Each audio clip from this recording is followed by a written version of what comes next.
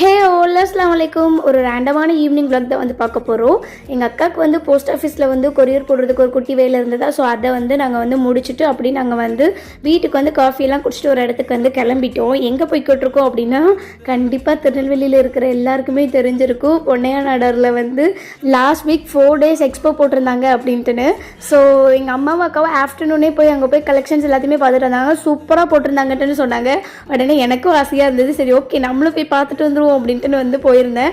அதில் வந்து நாங்கள் எடுத்திருந்த அதே டிவி யூனிட் வந்து இங்கே வந்து செம்ம ஆஃபரில் போட்டிருந்தாங்க. பாதிக்கு பாதி விலையில் வந்து போட்டிருந்தாங்க.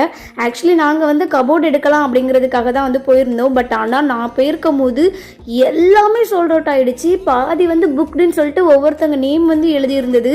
நான் நினச்சி கூட பார்க்கல இவ்வளோ கூட்டம் இருக்கும் அப்படின்னு சொல்லி. அவ்வளோ கூட்டம் இருந்தது. கல்யாண வீட்டில் கூட இவ்வளோ கூட்டம் இருக்காதுன்னு நினைக்கிறேன். பட் ஆனால் பொன்னையா நாடார் அவங்களோட எக்ஸ்போக்கு வந்து இவ்வளோ கூட்டம் இருந்துச்சு. அண்ட் இங்கே வந்து நாங்கள் வந்து ஒரு ஸ்டாண்ட் வந்து எடுத்திருந்தோம். அது என்ன அப்படிங்கிறத நான் இன்னொரு வீடியோவில் வந்து காட்டுறேன்.